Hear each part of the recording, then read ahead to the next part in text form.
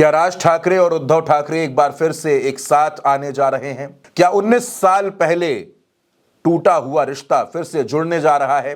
क्या राज ठाकरे एक बार फिर से मातोश्री की तरफ जाते हुए नजर आ रहे हैं?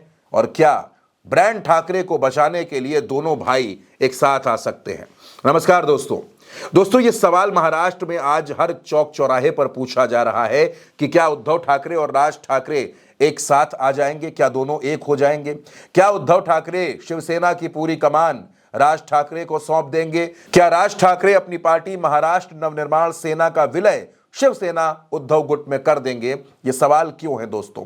दरअसल महाराष्ट्र विधानसभा चुनाव के जब नतीजे सामने आए तो कुछ चौंकाने वाली बातें भी सामने आई। राज ठाकरे के बेटे अमित ठाकरे चुनाव लड़ रहे थे माहिम से। माहिम में वो चुनाव हार गए, लेकिन सिर्फ चुनाव नहीं हारे दोस्तों, तीसरे नंबर पर चले गए। और यहां जीता कौन? यहां अमित ठाकरे को हारना पड़ा अपने ही ताऊ जी की पार्टी के प्रत्याशी महेश सावंत से। अमित ठाकरे तीसरे नंबर पर गए, महज 31,000 वोट उनको मिले। जबकि दूसरी जगह वर्ली की सीट जहां आदित्य ठाकरे चुनाव लड़ रहे थे, वो आदित्य ठाकरे जो पिछली बार 89,000 से ज्यादा वोट हासिल करते हैं, तकरीबन 67,000 वोटों से अपने प्रतिद्वंदी को हराते हैं, चुनाव जीतते हैं। इस चुनाव में क्या होता है? इस चुनाव में जितने वोटों से वो पिछली बार जीते थे, उससे भी कम वोट उनको मिलते हैं। तकरीबन 8,000 वोटों से आदित्य ठाकरे चुनाव जीत पाते हैं।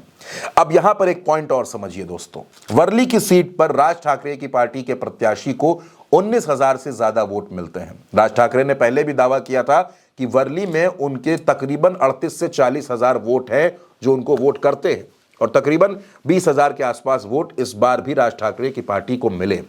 यानी राज ठाकरे और उद्धव ठाकरे का अलग अलग होना यह शिवसेना के लिए बहुत बड़ा नुकसान है। शिवसेना टूटी, एकनाथ शिंदे पार्टी तोड़कर चले गए, शिवसेना कमजोर हुई और महाराष्ट्र में अपने सबसे खराब दौर में चली गई।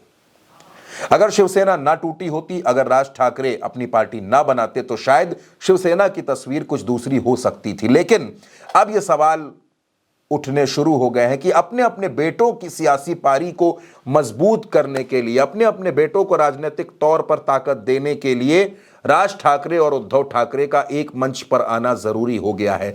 दोनों का एक साथ आना बेहद जरूरी है। लेकिन सवाल दोस्तों ये है कि दोनों के अंदर ईगो प्रॉब्लम है और दोनों में वैचारिक तौर पर सहमतियां नहीं हैं। जब आदित्य ठाकरे चुनाव लड़े तो राज ठाकरे ने अपना प्रत्याशी नहीं उतारा, लेकिन जब माहिम में अमित ठाकरे चुनाव लड़े तो उद्धव ठाकरे ने अपना प्रत्याशी उतार दिया और वही प्रत्याशी चुनाव जीत गया। लेकिन दोस्तों एक तथ्य यह भी है कि महाराष्ट्र में तकरीबन 10 सीटें ऐसी हैं जो उद्धव ठाकरे की पार्टी राज ठाकरे की वजह से जीती, क्योंकि राज ठाकरे ने वहां महायुति के वोट काटे, उनके प्रत्याशियों ने वोट काटे। क्या राज ठाकरे और उद्धव ठाकरे का एकजुट होना जरूरी है? दोनों का एक साथ आना जरूरी है, क्योंकि बहुत जल्द महाराष्ट्र में बीएमसी का इलेक्शन भी होना है और बीएमसी पर फिलहाल शिवसेना उद्धव गुट का कब्जा है और इस कब्जे को बरकरार रखना बड़ी चुनौती है। आने वाले वक्त में अपनी पार्टी को मजबूत करना एक बड़ा चैलेंज है। ऐसे में अगर ये दोनों भाई राज ठाकरे और उद्धव ठाकरे दोनों एक साथ आ जाते हैं, एकजुट हो जाते हैं, एक मंच पर आते हैं, तो ये भारतीय जनता पार्टी के लिए, शिंदे गुट के लिए, अजीत पवार के लिए, सबके लिए मुश्किल पैदा करने वाली बात हो सकती है। फिलहाल दोस्तों महाराष्ट्र में क्या कुछ होगा, क्या राज ठाकरे और उद्धव ठाकरे एक साथ आएंगे, ये सवाल दिलचस्प है और इस सवाल के जवाब में आप जो भी कहना चाहें अपनी राय कमेंट बॉक्स में जरूर बताइएगा।